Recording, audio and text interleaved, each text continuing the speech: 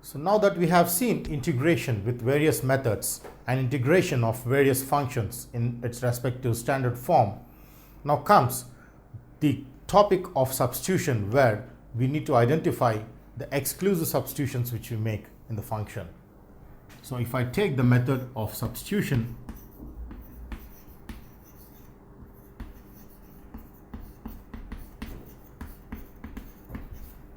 let's try some important problems which come in the method of substitution.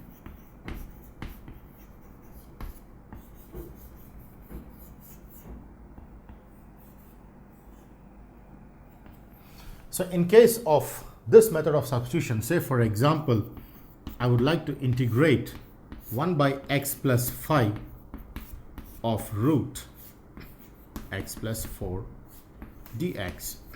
Then how do we integrate this function is the biggest question in terms of substitution. Now as I see here, we need to carefully observe on what substitution of the part of the function gives us the outcome of a positive result. So let me take root x plus 4 is equal to some t, and then squaring on both sides, I get x plus 4 equals t squared, because square of a root, the root vanishes and this becomes t squared. So once I get this to be x plus 4 equal to t squared from the previous step, I differentiate this, then I get dx is 2t dt, because d by dx of x is dx and d by dx of 4 is 0. So I get this dx and this as 2t dt using the formula x power n, derivative is n times x power n minus 1. So once I get this, then I have x plus 5 which I need to substitute, because x plus 4 can be substituted for this, dx can be substituted for this.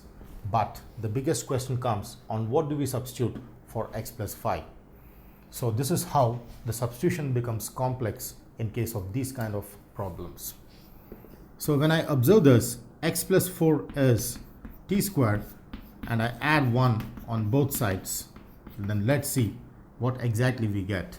So adding 1 on both sides for this equation x plus 4 equal to t squared, I get the next step, which is x plus 5, which is t squared plus 1 is what we get. So I'm going to substitute this, this and this in each of this, this and this. Therefore, on substitution, we get each of the values substituted. My dx is 2 times t times dt, and my x plus 5 is t squared plus 1, and my root x plus 4 is t, is how I get through substitution of all x terms transferred to t terms. Now in this case, I see that the t term gets cancelled and the constant comes out, and this is reduced to t squared plus 1 dt. Now this is reduced to the standard formula which we have, that is integral 1 by 1 plus x squared dx is tan inverse x plus c, is what we have. And therefore this reduces to 2 times tan inverse t plus c, where t is substituted for root x plus 4. That implies my answer is 2 times tan inverse of root x plus 4 plus c, is how I understand integration through exclusive substitutions of some parts of the functions.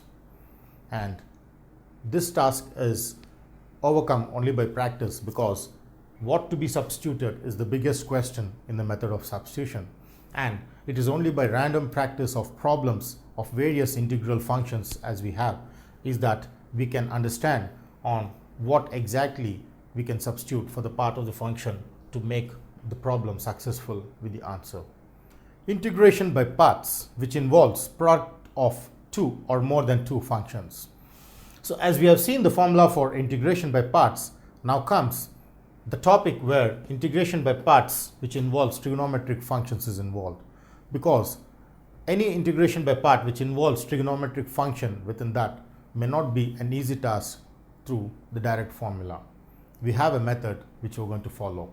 So let's see the method on how integration by parts can be applied for trigonometric function involved exclusively. So for example, I have integral of e power x cos x dx, which I need to find. Now as I just do this, I have this by parts where this is trigonometric and this is exponential.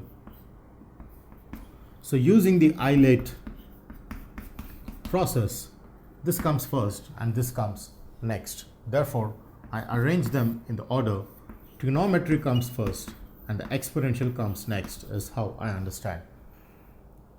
So therefore, I take this to be some I. The integral is denoted by I because this helps us in solving this particular problem which involves trigonometric function using integration by parts. So I equals this, where the first function is this and the second function is this. So using by this process, I have first function, because my integration by parts says integral of first into second dx is first integral second minus integral derivative of first into integral of second dx.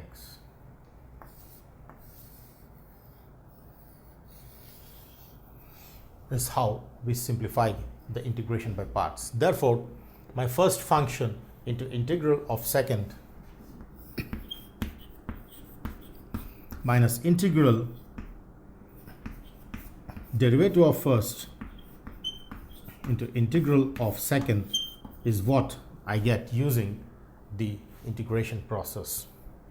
Now this on further simplification gives cos x into integral e power x is e power x using the standard formulae, and hence this is e power x and minus integral derivative of cos x is minus sin x, and then integral of e power x is e power x dx using the derivative formula here and integral formula out here. Now this on further simplification gives e power x cos x minus of minus plus integral sin x e power x dx is what we get when we simplify this. But again, I have two functions here, therefore I need to solve this using integration by parts. So calculating this out here, I get integral sin x e power x dx again with first function and second function gives me with the formula first function times integral second minus integral derivative of first into integral of second whole of dx. Thus on simplification gives integral e power x is e power x sin x minus d by dx of sin x is cos x. Therefore derivative of sin is cos and integral e power x is e power x dx. But as I see from equation 1 and this, both are same. Therefore in place of this I substitute I. On the left hand side I get I, and on the right hand side also I get an I. So substituting I get I equals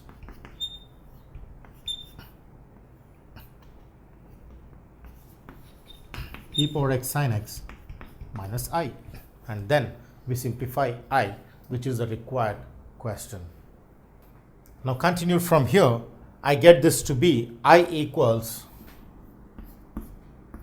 e power x sin x minus I, where minus I is taken to the left, that is I plus I is e power x sine x, and of course I get plus c because when integration is evaluated, plus c comes out here. Now this, on further simplification, gives I plus I, which is 2i, is e power x sine x plus c. That implies my I is e power x by 2 of sine x plus c by 2. And if I take the constant as c dash, also there's nothing wrong because it's an unknown constant. So I take this as c dash by 2, where I substitute the c dash by 2 as some c. Then taking c dash by 2 as some c, this reduces to I, which is e power x cos x dx will be e power x by 2 sine x plus c, as how we evaluate integral of trigonometric functions. Integration by parts for trigonometric functions is done by this method of taking the whole integral equal to I. Now let's see the integration by parts, which involves three functions, because some functions or some integration demands for integrating the product of three functions. If you have two functions, we use integration by parts directly using the formula uv, and if I have three functions, let's see how we can integrate the product of three functions taken together. Say for example, I have integral x e power x log x dx. Then I have three functions here which I'm going to integrate using the integration process.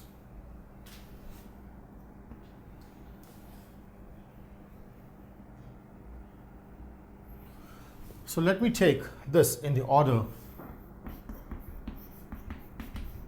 this A, E, L is what we get.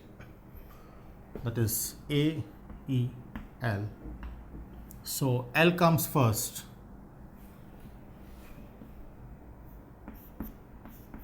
and E comes third, and A comes second, because taken in order, L is first, A is next, and E is the last. So using the Eilert process, I have this rearranged in the form integral log x, which comes first, and x, which comes next, and e power x dx, which comes the other way. Now when I want to find integration of these two, I always take this as one product and this as the second product.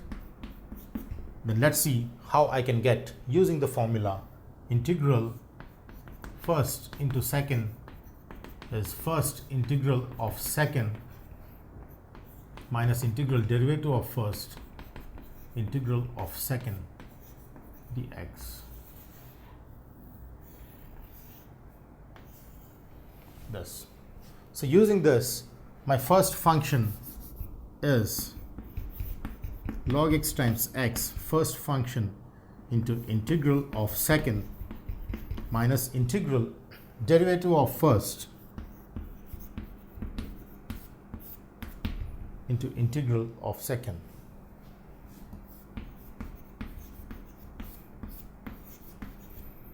Is what we get when we use integration by parts, by pairing the first two functions as the first function and this as the second function. So this will be x log x, integral e power x is e power x minus integral, I have this in the form uv dash, where I know that derivative of using the product rule is plus this. So using this formula, I have uv dash plus vu dash of e power x dx is what we get. So this on simplification gives x log x minus e power x log x dx plus e power x dx. When I split each of the terms, I have this split in this form. So which again, on using the product rule, gives me the whole answer, where this can be easily simplified using integral e power x. So this, on continuing further, gives me e power x x log x, and then this, when I write the next step, gives me e power x minus integral e power x log x dx. Then again, rearranging by taking e power x common, I get this to be e power x into x log x plus 1 minus integral e power x log x dx. Now again, using integration by parts, this being an exponential function and this being logarithmic, L comes first and E comes next, is how we understand. So as I take this integral independently, let's see how I can find by using integration by parts. Now as I clearly know that using the IIB process, E comes last and L comes before that.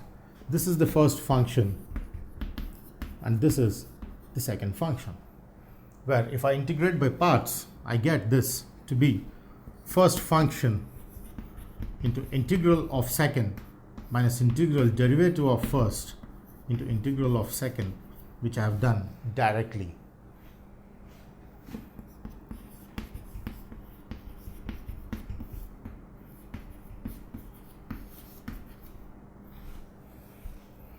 Is what I get here. But finding integral of this is beyond the syllabus, and therefore the answer is left as it is, and therefore I get integral of x e power x log x dx as this minus substituted value out here, and hence would be e power x into x log x plus 1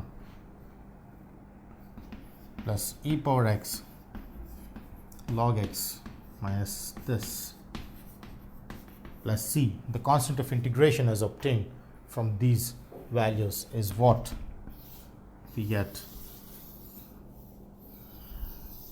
because integral of this is beyond the syllabus. We just leave it out in the answer.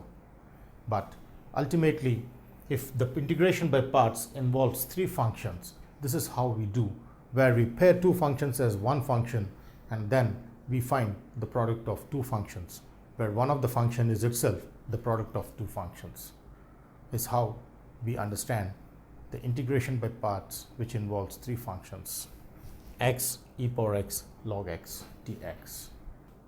In the session, we are going to see about evaluating the integrals of the type 1 by ax squared plus bx plus c dx. This is a reciprocal function, that is, where the denominator is a quadratic equation or a rational function. So in this case, the condition is a, b, c belong to R and a is not equal to 0. So using this condition, let's see how to evaluate integral of 1 by ax squared plus bx plus c.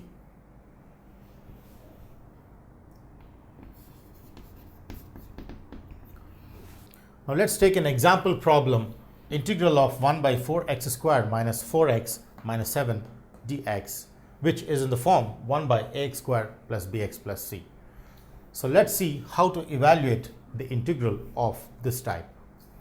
So as you compare this with this, we find that this being quadratic can be expressed in the form 1 by x squared plus a squared or x squared minus a squared.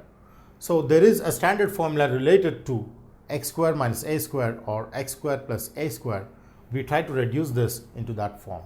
So let's see how we can reduce this to a perfect square. So in order to reduce this to a perfect square, I take 4 common, and then I get x squared minus x minus 7 over 4 dx. So the first step is to make the coefficient of x square as 1. Therefore, whatever value I have, I take that common and this reduces into this form. Now next, taking the constant out, comes as 1 by 4 integral of 1 by x square minus, if I want to make this a perfect square, I need to expand this in the form a square minus 2ab plus b square. Now a square is always there in the form of x square, minus 2ab is missing because there's no 2 here. So I multiply 2 and divide 2 because I need 2ab. Therefore 2 is essential in the complete square. So 2 times of 1 by 2 of x is how I reduce this into the perfect square. Now this can be written as 2 times 1 by 2 because 2 cancel, again I get back minus x is the technique I use in making the complete square. So a square minus 2ab, and next I need b square, which is this. B is 1 by 2. So plus b square is what I miss. So I add this because I don't have 1 by 2 whole square here. So I add 1 by 2 whole square and equally I subtract so that the whole equation does not get disturbed. By adding and subtracting, I can cancel and I retain back the original equation. So adding and subtracting b square, this term is remaining as it is without any disturbance. So I get this whole in the form of this, where integral till here is a perfect square, is the actual technique we use in making the complete square. So every problem is proceeded by making the denominator as complete square in this process. Next, to continue further,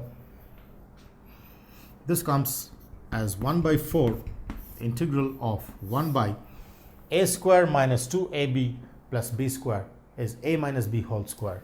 Therefore, a, which is x, and minus b, which is 1 by 2, comes in the form of x minus 1 by 2 whole square. And minus 1 by 2 whole square is minus 1 by 4 and minus 7 by 4 of dx is what we get.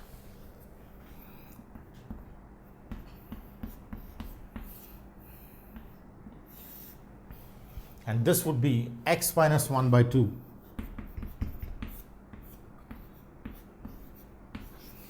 because minus 1 by 4 minus 7 by 4 is minus 8 by 4, which is minus 2 is what we get. Now this can be further simplified in the form of x minus 1 by 2 whole square, and minus 2 can be written as root 2 whole square because root 2 whole square is 2. Now this is how we get 1 by x square minus a squared in the form where I have the formula integral of 1 by x square minus a square dx is given by the formula 1 by 2a log mod x minus a by x plus a is how we get the formula. So using this, I see that I compare, this is my x and this is my a, through which I can compare this with the formula 1 by x square minus a square, which is equal to 1 by 4 times 1 by 2a, your a being root 2. So 1 by 2a log mod x minus a by x plus a is what we get. And of course, plus c, which is always there. Now, simplifying this more further, I get this to be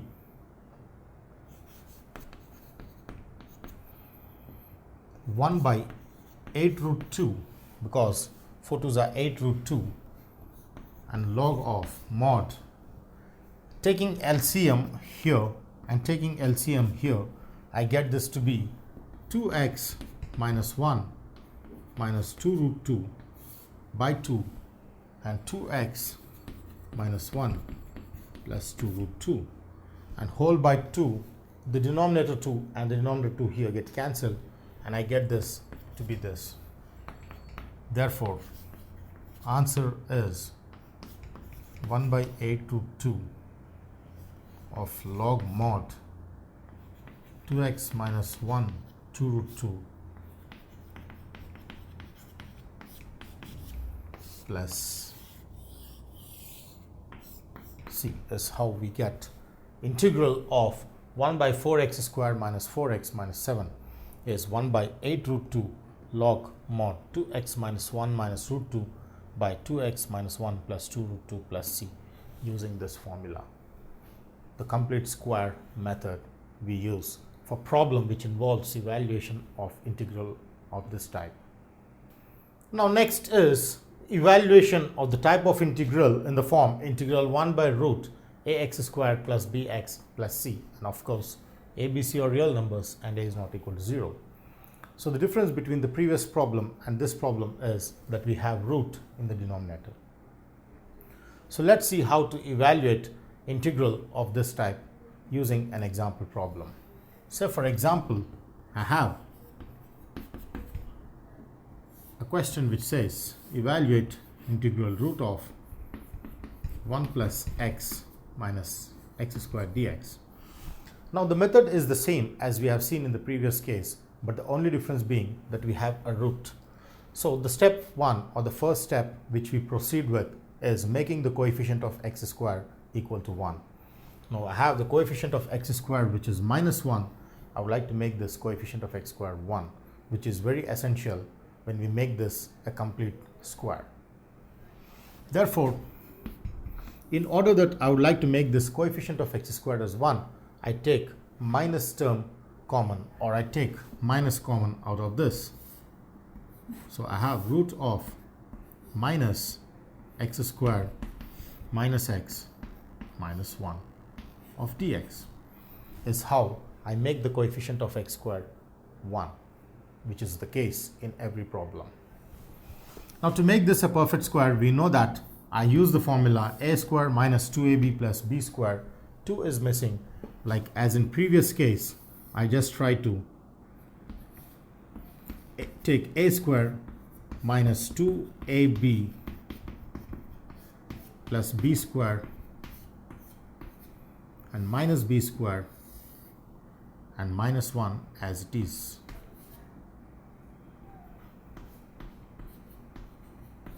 what we get out here. Now once I take this in the perfect square form, the remaining terms are taken the other side. So proceeding further, I get this to be dx by root of minus of a square minus 2ab plus b square, which is a minus b whole square, and minus 1 by 4 minus 1 is what we get inside the root. And taking LCM for these two, this can be further simplified as 1 by root of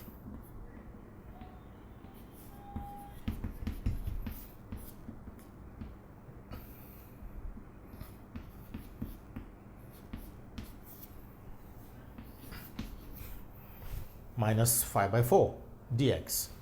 Now this, on further simplification, gives minus of minus, which is plus. So this term is taken first, that is 5 by 4 minus of x minus 1 by 2 whole square dx is what we get. Now after we expand with the minus sign, let's try to bring it in the form a square, because I have a formula which says integral of 1 by root a square minus x square dx. Integral 1 by root a square minus x square dx is sine inverse x by a is what we have as the formula. Therefore, this is reduced to the standard formula, and then we apply the formula 1 by root a square minus a square x square under integral is sine inverse x by a. So therefore, integral of 1 by root 5 by 4 I can write as root 5 by 2 whole square, because when you square this I get back again 5 by 4. So trying to reduce to a square form, I can write root 5 by 2 whole square minus of this is what we get.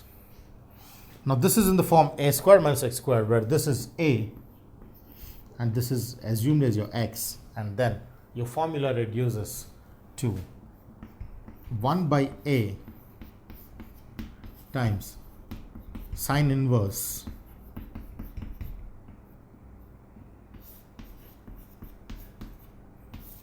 x by a plus c is what we get, which on further simplification gives 2 by root 5, and that is